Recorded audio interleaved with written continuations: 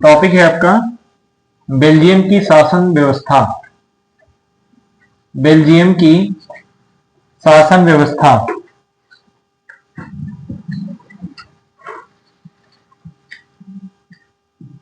इसके अंतर्गत जो है हम लोग पहले समझ लेते हैं। ठीक, तो बेल्जियम जैसे हम लोगों ने श्रीलंका में पढ़ा था, श्रीलंका में दो संघ थे। एक संघ था आपका लिट्टे और दूसरा तमिल। दोनों में खूब विरोध हुआ, लड़ाई दंगे हुए। एक सरकार बनाना चाहता था, पूरे नियम कानून उनके बन गए थे। याद करो, बताया था विशेष बनना, नियम कानून के बन गए थे, सारे नियम उन्हीं के थे। उसके अलावा क्या था, नियम भी उनके थे, सब कुछ नियम और सुविधाएं भी उन्हीं को मिल रही थी। किसको? तमिल को, सिंगली को मिल रही थी। किसको मिल रही थी? सिंगली को मिल रही थी। सिंगली धर्म ना दे, तमिल की संख्या सिंगली को नहीं थी ना, सिंगली को ही तो बन रही थी। हाँ, तो वही हाल यहां पर भी बेल्जियम में भी था। बेल्जियम में तीन तरह के लोग, तीन भाषा वाले लोग रहते थे। अब ध्यान दीजिए कौन कौन भाषा रहे। एक डच वाले रहते थे, हमें आधी चीज बताई भी थी उस दिन। तो हाँ, तो तीन भाषा के लोग हैं यहाँ पर। तो सुनिएगा तीन भाषा कौन कौन है। एक है डच, फिर है फ्रेंच और एक है जर्मन। ये तीन भाषा के लोग जो हैं कहाँ पे, तो हम कहेंगे बेल्जियम में शासन कर रहे थे। बेल्जियम एक प्रकार की ऐसी सरकार है जिसने विविधता को ग्रहण किया। विविधता मतलब होता है कई सारी चीजों को ग्रहण करना। एक ही भाषा के लोग नहीं है, एक ही धर्म के लोग नहीं है। यहां देख रहे हैं अलग अलग भाषा के लोग हैं, इसका मतलब तीन भाषाएं हैं, डच, फ्रेंच, जर्मन।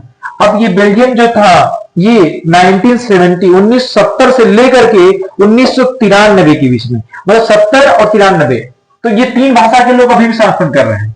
अब यहां बात आई किससे? 1970 से लेकर के 1993 में जो यहाँ की सरकार रही होगी ना, इस सरकार ने अपने नियम कानून में क्या किया, नियम कानून में क्या किया, तो कुछ बदलाव कर दिए। और बदलाव क्यों किए? बदलाव करने का सिर्फ इतना सा कारण था कि इतने समय के बीच में उन्होंने एकता बनाने का कार्य किया, कि हम एकता बनाने का प्रयास किया। और इतने सालों के बीच एकता बनाने के लिए 70 से 93 के बीच में इन्होंने ये कार्य किया। इसमें टोटल 4 प्रकार के संशोधन कर दिए, मतलब 4 प्रकार के नियम को बदला। 1970 से लेकर के 93 के बीच में 4 प्रकार के संशोधन हुए। कितने संशोधन हुए तो आप बताओगे? 4 संशोधन हुए। अब उनके बारे में समझ लेते हैं, 4 संशोधन कौन कौन से रहे होंगे। 4 संशोधन के बारे में बात करते हैं। तो 4 में से अगर हम पहला संशोधन की बात करते हैं, तो पहले संशोधन में क्या बात कही गई इसके बारे में समझते हैं। तो पहले संशोधन में कहा गया जो केंद्रीय सरकार होती, मतलब जैसे अपने यहाँ की केंद्र में सरकार जैसे बीजेपी की है ना, वैसे ही मतलब जो हम मेन जो राज्य की बात नहीं है, मतलब केंद्र में कौन है सरकार जो पूरे देश को चला रही है। जैसे हमारे यहाँ बीजेपी की सरकार है, मोदी जी प्रधानमंत्री हैं, वैसे ही वहां पर भी कह रहे थे कि केंद्र में जो सरकार थी उसमें डच और फ्रेंच भाषी मंत्रियों की संख्या समान थी। मतलब 3 तरह के लोग थे, एक डच वाले थे और एक फ्रेंच वाले। तो डच भाषा के लोग डच वाले और कौन थे? फ्रेंच भाषा के लोग। इनकी संख्या हम कह सकते थे क्या थी? बराबर थी। इनकी संख्या क्या थी? बराबर। और बराबर किसमें थी? तो आप कहोगे इनकी संख्या मंत्रियों में बराबर थी। मतलब जितने डच भाषा बोलने वाले मंत्री थे उतने ही फ्रेंच भाषा बोलने वाले भी क्या थे? मंत्री भी थे। ठीक है, बात समझ आ गई? तो कुछ विशेष कानून तभी बन सकते हैं जब दोनों भाषियों समूहों के सांसदों का बहुमत उसके पक्ष में हो। इस प्रकार किसी एक समुदाय के लोग का एक तरफा फैसला नहीं कर सकते। जैसे यहां बैठे हुए इतने सारे लोग हो, हम कह रहे कि आधे लोग डच वाले हैं और आधे लोग क्या हैं? फ्रेंच भाषा वाले। अगर हम कोई नियम बनाना चाहें और हम उन लोगों से पूछें कि ये नियम बनाए कि ना बनाए, तो मान लो डच वाले कह दें कि हाँ बनाइए, लेकिन फ्रेंच वाले कह दें ना बनाइए, क्या नियम बनेगा? नियम नहीं बनेगा। कारण क्या है? क्योंकि दोनों की संख्या क्या है? बराबर थी। इसीलिए पहला संशोधन इसी बात पे एक तरफा नहीं हो सकता था कि डच भाषा वाले फ्रेंच भाषा वाले वो जो भी चीज है एक तरफा संशोधन नहीं हो सकता था। एक तरफा संशोधन की आवश्यकता था, नहीं हो सकता था। तो पहली समस्या यही थी। दूसरी समस्या क्या थी इसके बारे में हम लोग समझ लेते हैं।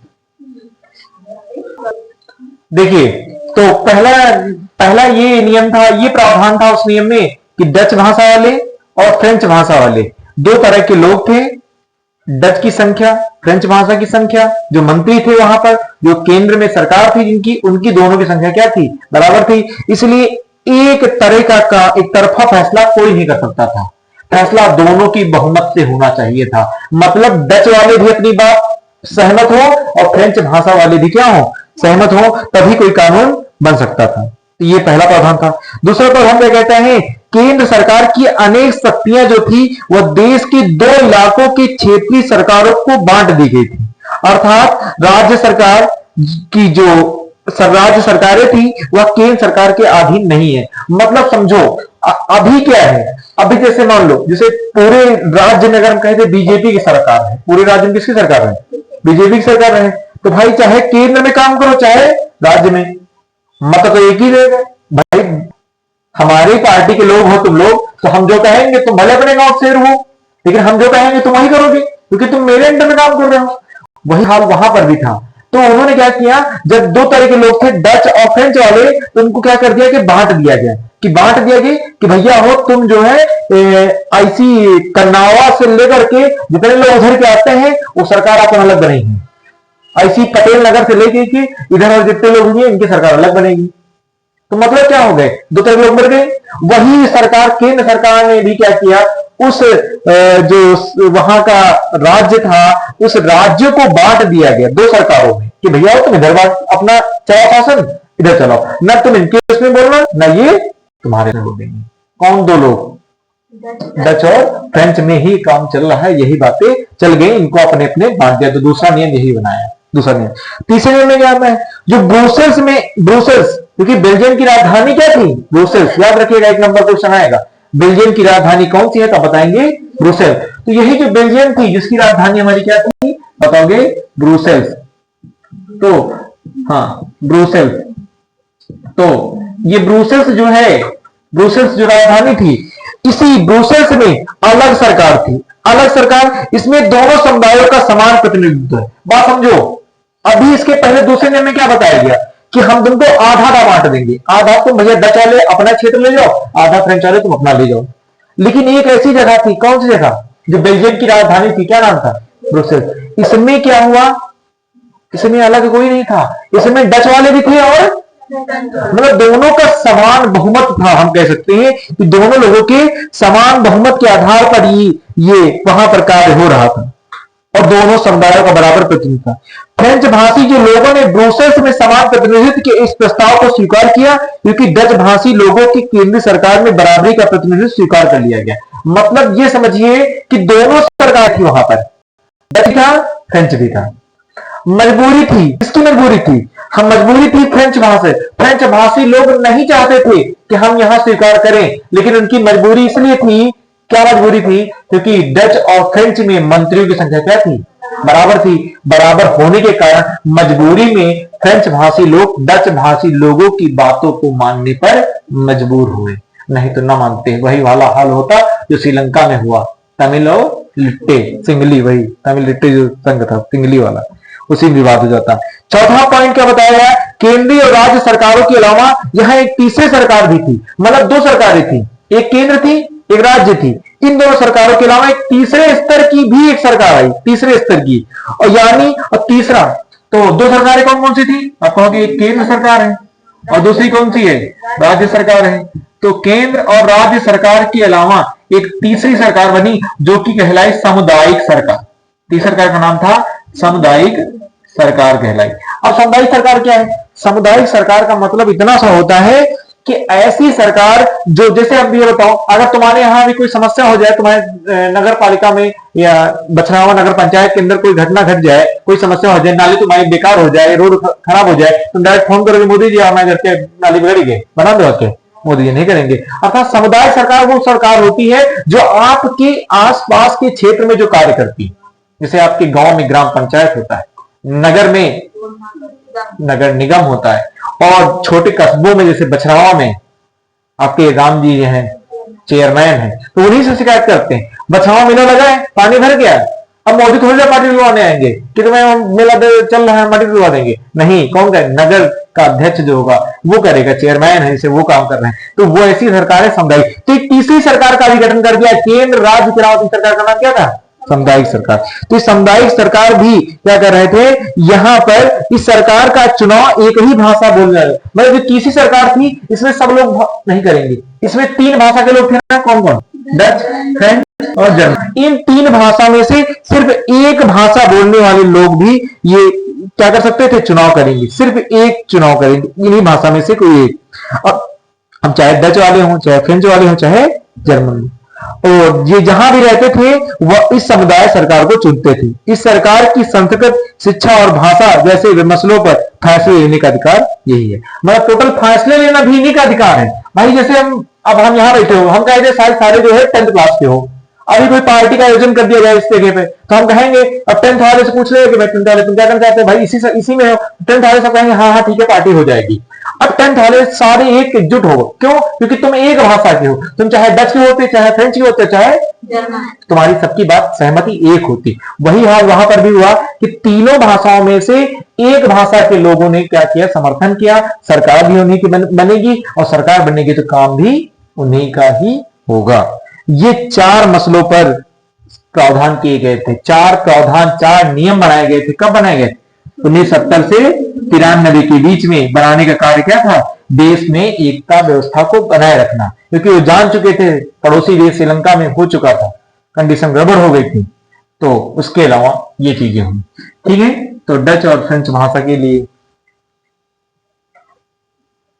अगर हम लोग क्या बात करते हैं बेल्जियम का, अगर मॉडल देखने में, मॉडल मतलब होता है जैसे आपका नक्शा है, जैसे आपका नक्शा है वैसे वहां का मॉडल मतलब होता है एक ढांचा तैयार करना जिसके आधार हम जान सके कि क्या।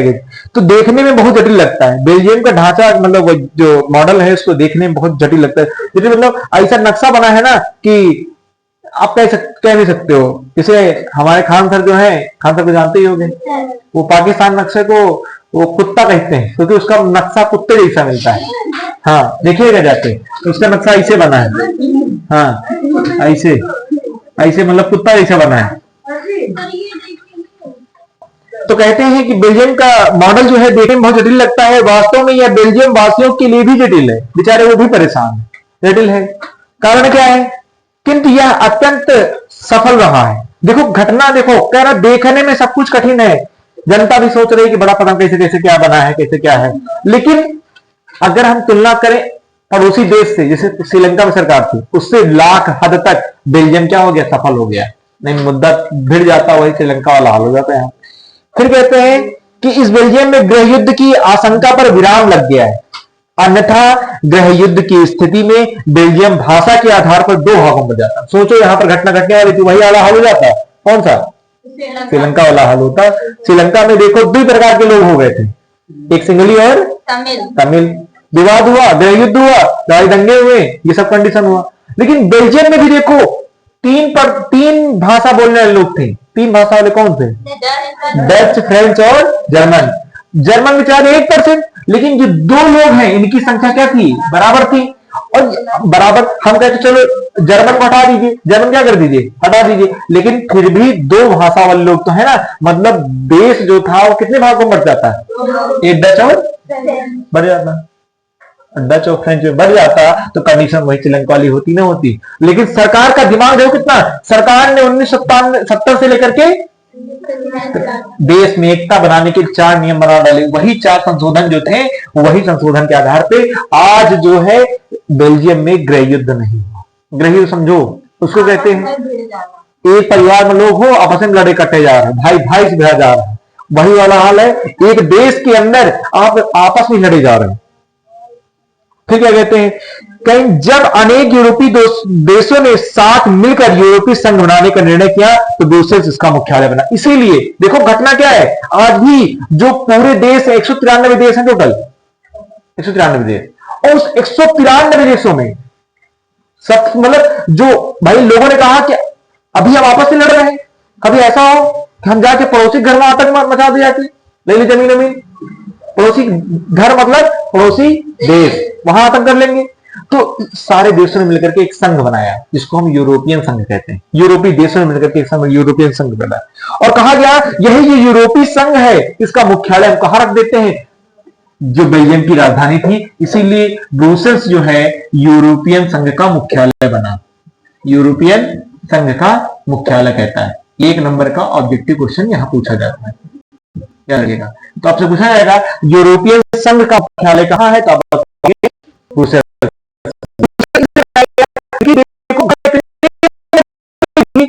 सरकार ने मजबूती प्रदान की, मजबूती प्रदान करने के बाद यहां एक कहते ना कि एक उदाहरण देने के लिए हो जाता है कि फलाने अच्छा किए, वही वाला हाल था कि सब कुछ होने के बावजूद ब्रुसेल्स जो था